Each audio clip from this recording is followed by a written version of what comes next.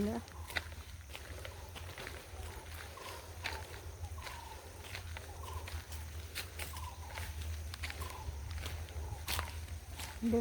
අයිබෝවන් අද ශ්‍රීශේෂී වැඩසටහනක් කරන්න රට වෙනුවෙන් මම ශ්‍රීශේෂී ස්ථානයකට ආවා. ඉතින් ඒ ස්ථානය තමයි කුවේණි රාජබිසවගේ ලතෝනි දුන්නා කියන විලාප දුන්නා කියන ඒ හරියට එහෙම තමයි කියන්නේ. තෝනිගල කියලා තමයි සාමාන්‍ය විහාරයට කියන්නේ. එතකොට අද දිනේ තමයි 2026 පළවෙනි මාසේ 18 වෙනිදා. මම මෙහි ස්ථානෙට එන්න සුවිශේෂී හේතුවක් තියෙනවා. ඒ සුවිශේෂී හේතුවට පන්නරේ මට හම්බ වුණේ මම යම්කිසි ආකාරයකට ජනවාරි 1 වෙනිදා ලබනකොට දෙසැම්බර් 31 රාත්‍රියේ ඉඳලම ජනවාරි 1 වෙනිදා ලබනකොට මම මහසෑය ගාව තමයි අධිෂ්ඨාන ශක්තියක් ක්‍රියාවක් කරේ. එතකොට මේ මහසෑය හරහා ආපු යම්කිසි පෙරමග පෙන්වීමක් වෙන්න පුළුවන් කියලා මේ මොහොතේ මම හිතනවා. මේ අද දිනේදී රට වෙනුවෙන් මේ කුවේණි රාජබිසවකින් යම්කිසි විදිහකට ඒ කියන්නේ ඇයගේ යම්කිසි සහ සම්බන්ධතාවයක් අපේ මේ රටේ තියෙනවා. අපේ රටේ නොදියුණුවට යම්කිසි හේතුකාරයක් ඇති කියන එක මම හිතනවා. ඉතින් මම ඇය ගැන ඇයගේ කතාව නම් මම දන්නේ නැහැ කියන්න. ඇයගේ කතාව දන්නේ නැහැ කියලා කියන්නේ මම ඉතිහාසය ගැන බලපු කෙනෙක් නෙමෙයි. නමුත් දැනට අවුරුදු 30කට 35කට උඩදී යම්කිසි ආත්මයක් මම දැක්කා. යම්කිසි විලාසයකට බොහොම ගැඹීරව කාන්තා ආත්මයක් රාජ විදිහට රාජ පුටුවක රාජ විදිහට ඉන්නවා. එතකොට මම ඒ කවුද කියලා දැනගෙන හිටියේ නෑ. නමුත් මං හෙව්වා ඒ කවුද කියන එක. නමුත් ඒකේ සුලමුල මම මේ මොහොතේ කියන්නේ නැහැ. පසු කාලයක මම ඇයගේ දැන් මම දන්නවා ඒ කුවේණි රාජබිසවගේ ආත්මය කියන එකයි. එදා මම සහ සම්බන්ධ වුණේ කුවේණි රාජබිසවගේ ආත්මයත් එක්ක. නමුත් කතා කළේ නැහැ. එතන සුවිශේෂී සිදුවීම් කීපයක් සිද්ධ වුණා. නමුත් මම හෙව්වා ඒ ආත්මේ කවුද කියන එක. වෙනම තලයක වෙනම රාජබිසවක් වගේ. නමුත් ඇයගෙන් අපට ලොකු සහයෝගයක් නැති බව ඒ වෙලේ මම දැක්කා. ඊට අමතරව මම දැනට අවුරුදු 5කට ඉස්සෙල්ලා ගියා පඬුවස් නුවර. අනේ පඬුවස් නුවර ගිය වෙලාවේ මම ඒ වෙලේ හිටියේ තනියම මේ මොහොතේ. යම්කිසි පුද්ගලයෙක් මගෙන් ටිකක් විස්තර ටිකක් අහලා මගෙන් ඇහුවා මේ ලතෝනි ගල ගාවට ගිහිල්ලා නැද්ද කියලා. මම කිව්වා මම දන්නේ එහෙම තැනක්. කිව්වම ඒ පුද්ගලයා මට කිව්වා මම අඳුරන්නේ ඔබතුමිය එතනට යා යුතුම තැනක් කියන එක. ඔබතුමියට මම එතකොට ඒ වෙලේ යම්කිසි විදිහකට එතුමා ඒ පුද්ගලයා යම්කිසි විදිහකට මට මේ ඉසව්ව කිව්වා. එයාගේ දුරකථන අංකය දුන්න මේ පළාතෙම ඉන්නේ එනවනම් කියන්න සහයෝගයක් දෙන්නම් කියන එක. නමුත් ඔබතුමිය එතනට යා යුතුමයි කියලා කිව්වා. ඒත් මම ඒක එච්චර ලොකුවට ගණන් ගත්තේ නෑ. මොකද මම එච්චර මම හැම වෙලෙම කවුරුත් කිව්වට යන්නේ විශ්වයේ පණිවිඩයක් තියෙනවනේ මම යන්නේ. ඉතින් ඒක හැමම ගියා. නමුත් මේ බොහොම රුවන්වැලි සෑයට ගිහිලා ආවට පස්සේ කරුණු කාරණා යම්කිසි කෙනෙක් මට යම්කිසි සැලකිරීමක් කරා. මෙතනට අපි හොයාගෙන යමු කියන එක. අන්න එතනදී තමයි මම පොඩ්ඩක් මේ සම්බන්ධව විස්තර පොඩ්ඩක් හොයන්න ගත්තේ. මෙයා කවුද? මෙයා කොයි වගේ කෙනෙක්ද? මොකද්ද අපේ රටට මෙයාගෙන් තියෙන පිහිටද? එහෙම නැත්නම් මෙයාගෙන් තියෙන පිහිටක් නැතිකමද ඇතිකමද කියලා අන්නේ ඒ මොහොතේ කියනකොට මට එකින් එක සිදුවීම් මතක් වුණා. මෙයාගේ ආත්මය එක්ක මම සම්බන්ධ වෙච්ච හැටි. එයා ඉනි සුවිශේෂී තලයක. එතකොට එයා දෙව්දුවක් වශයෙන් මම දැක්කා වුණාට එයාගේ ස්වරූපය වෙනස් කරා. එතකොට මම ඇයට හරියට බය වුණා. මම ඒක මේ ලොකු විස්තරයක් මෙතන කියන්න යන්නේ නැහැ. නමුත් අද මම මේ මොහොතේ ආවේ අද දිනේ 2025 පළවෙනි මාසේ 18 වෙනිදා. අද දිනේ මම මේ ස්ථානෙට ආවේ ඇත්තටම අපේ මේ සමස්ත මේ ශ්‍රී ලාංකික සියලුම ජාතීන් වෙනුවෙන් ඇයට අපගෙන් වරදක් වුණා නම් සමාව ඉල්ලලා ඇයට පින්දීමක් කරලා ඇයගේ ආත්මිත් එක්ක මම සම්බන්ධ වෙන්න. මොකද මට මේ පෙර ගමන් මග යම්කිසි විදිහකට මහ සෑය ගාවේදී තමයි අරමුණක් උනේ. එතකොට ඒකේ ලොකු මොකක් හරි ඇති කියලා මම හිතනවා.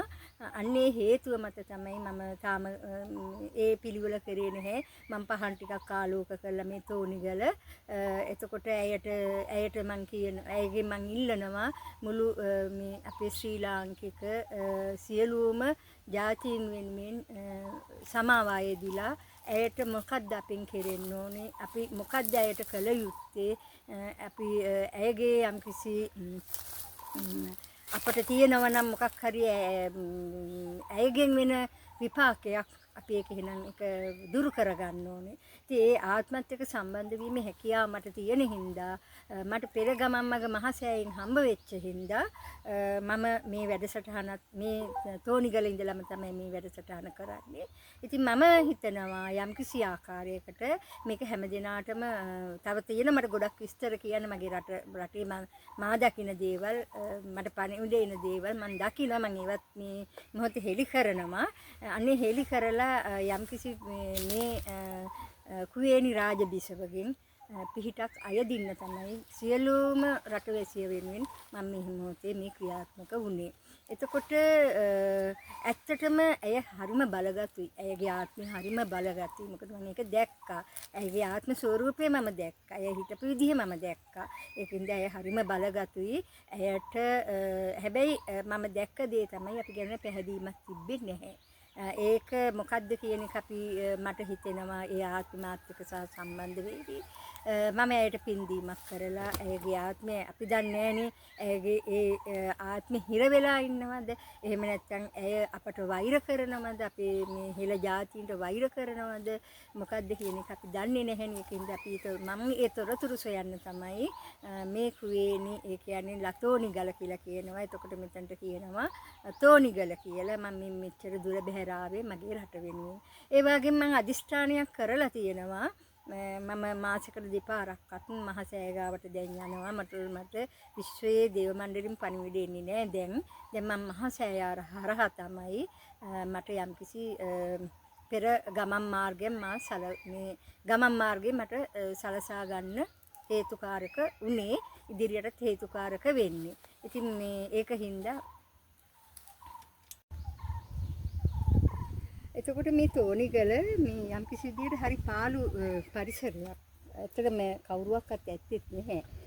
කවුරුවක්වත් ඇත්තෙත් නැහැ. මම දීලිද දවසක් පිරිසක් නම් ඇවිල්ලා බලලා කරලා ගියා. සෙල්ලිපියක් තියෙනවා. ඉතින් නීතියේ තියෙනවා සෙල්ලිපිය ගන්න එපා කියලා. අපි එහෙම සෙල්ලිපිය ගන්න යන්නේ නැහැ.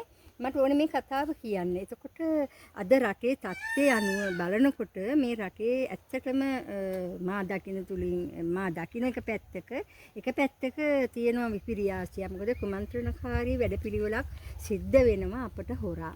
ඒ කියන්නේ මේ රටේ යම්කිසි ಜಾති ඒකට සමහරට යුද්ධ තත්ත්වයක් වෙන්නත් පුළුවන්.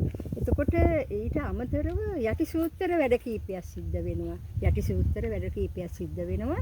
ඊටත් අමතරව හරි සුරතල් යටි ඒ කියන්නේ සුරතල් සූත්‍ර කියලා කියන්නේ. අන්නේ සුරතල් සූත්‍ර කොටසකුත් යනවා. ඉතින් ඒකින්ද ඒ සුරතල් සූත්‍ර කොටස අපි මේ බව දැනගෙන සමහර විට මේ සුරතල් සූත්‍ර කොටස යනවා වෙන්නත් පුළුවන්. අපි ඇත්තටම කිව්වොත් ඒක කිව්වොත් ටිකක් භයානක පැත්තක් තියෙනවා. නමුත් මිනිස්යන්ට අපේ රටේ වැසියට මේක තේරුම් ගන්න බෑ. මොකද ඇත්තටම කියනවා නම් මේ අපේ ලංකාව හැම අනාදිමත් කාලයක ඉඳලාම යම්කිසි විදිහකට මේ ප්‍රවන්තනකාරී වැඩපිළිවෙල සිද්ධ වෙලා තියෙන මේ රට යටත් කරගන්න. නමුත් මේ රට යටත් කරගන්න බෑ. ඒ රට යටත් කරගන්න බැරි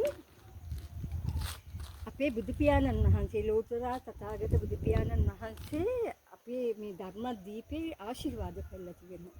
ඒ ආශිර්වාදයේ මත කිසිම කෙනෙකුට මේ රටේ යුද්ධ ප්‍රකාශ කරන්න පුළුවන් මේ රට දෙකට කරන්න හැම වීරියක්ම ගන්න පුළුවන්. නමුත් මේක එහෙම කරන්න බෑ කාටවත්. නමුත් ක්‍රමන්තනකාරී වැඩපිළිවෙල කරන්න පුළුවන්.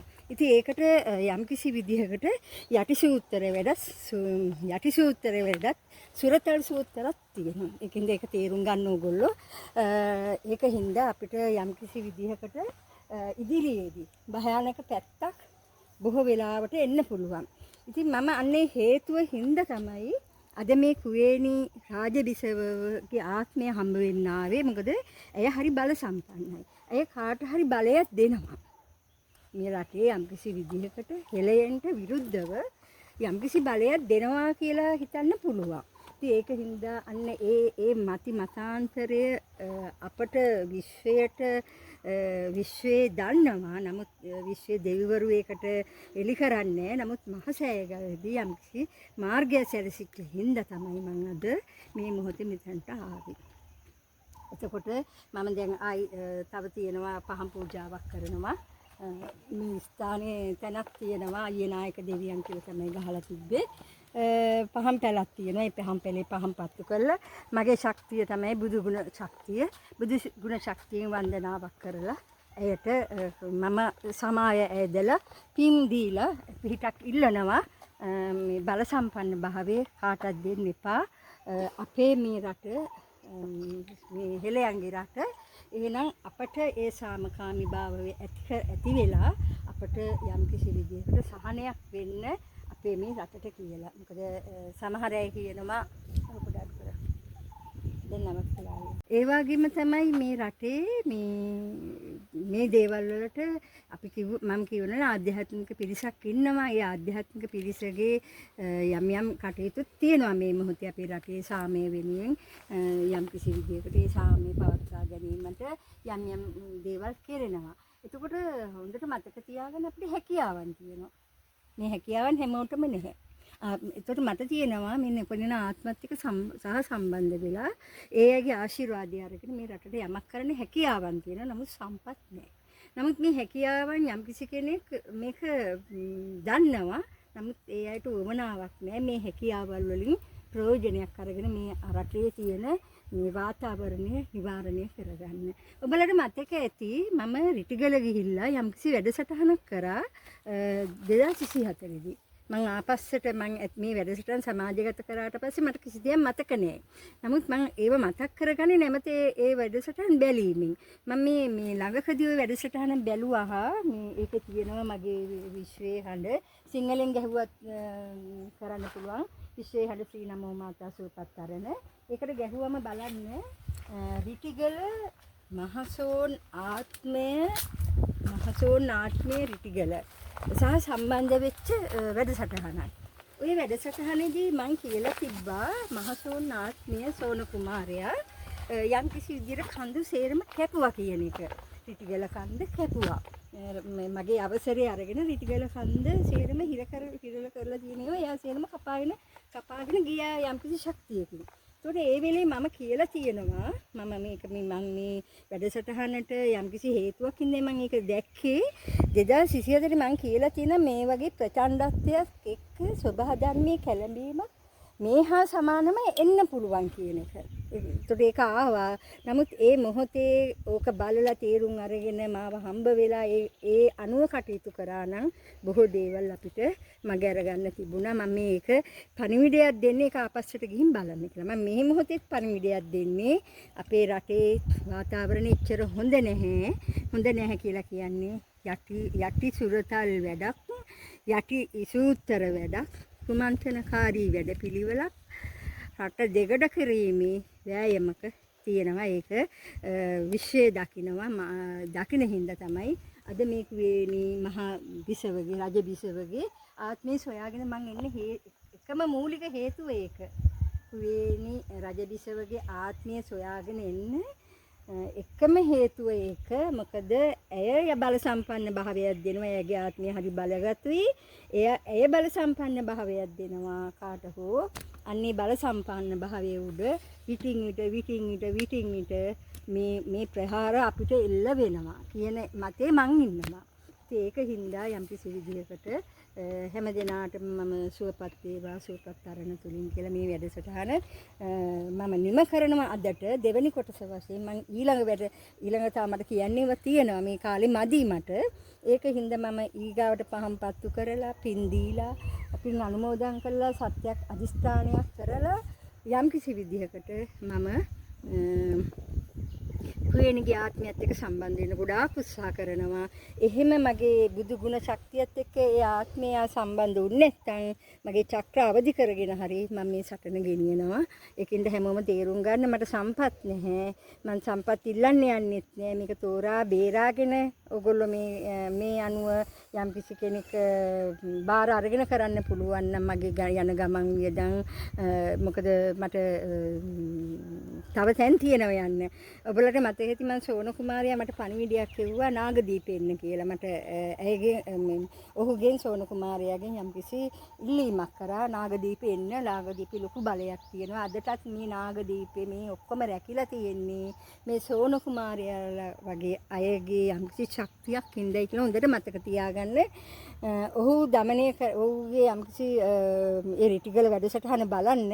ඊට පස්සේ තමයි මට ආරාධනා කරේ නාගදීපෙ එන්න කියලා. මම නාගදීපෙ ගිය දවස් දෙකයි ගියේ. දෙකේම ප්‍රචණ්ඩත්වයක් ඇති වුණා එතන. ඒතකොට ඒවල ප්‍රචණ්ඩත්වයේ තියෙනවා ඒ අය ගාව ඒ නොපෙනෙන ආත්මවල නොපෙනෙන බලවේගවල ලොකු ශක්තියක් තියෙනවා. ඒ ශක්තියෙන් හින්දා තමයි අපි අදටත් අපේ මේ රට රැකිලා තියෙන්නේ. නැත්නම් මේ එන පාලකයන් හින්දාවත් මේ කරපු පාලනයේ හින්දාවත් නෙමෙයි. ඔය නොපෙනෙන ආත්මවල තියෙන බලවේග හින්දා ඒ අය මේ රට ආරක්ෂා කරන හින්දා දහමට ශක්තිමත් හින්දා තමයි අදටත් මේ රට දෙගොඩ වෙලා නැතුව බේරිලා තියෙන්නේ. ඒක දකින හින්දා තමයි යම්කිසි ආධ්‍යාත්මික පිරිසක් බිහි වෙලා මේ රටට විටින් විට යම්කිසි ශාන්තියක් වෙන්නේ. එහෙමනම් සුවපත් වේවා කියලා මම සුවපත් තරණ තුලින් හැම දිනාටම ඊළඟ වැඩසටහනදී විලාප දුන්නා කියන ගල එතකොට මම ඇයට දැන් ආරාධනා කරලා ඇයගේ ආත්මෙට සියලුම ශ්‍රී ලාංකික ජාතීන් වෙනුවෙන් වැසියන් වෙනුවෙන් මම සමාව ආයදිනවා. අපින් වැරද්දක් වුණා නම් අපට ඒ වෙච්ච අඩුපාඩුව මකාගෙන අප ඔබගේ ඒ ආත්මයෙන් ඔබගේ ඒ කියන්නේ යාගේ ආත්මෙන් දැක්ක හින්දා මේ කියන්නේ ඒ තරම් බලගතුයි. ඒ ආත්මෙන් අපටත් සරණක් වෙන්න අපේ හෙළ ජාතියටත් සරණක් වෙන්න කියලා මම මේ නොකිය කියන්නේ හෙළ ජාතියටත් අපිට සරණක් ඇයට වෙන්න කියලා කියන්නේ යම්කිසි හේතුවක් හින්දා. එතකොට තව තියෙනවා ඒගේ දරුවන් දෙන්නගේ කතාවක් තියෙනවා. එතකොට මට යම්කිසි විදියකට දරුවන් දෙන්නා ගැන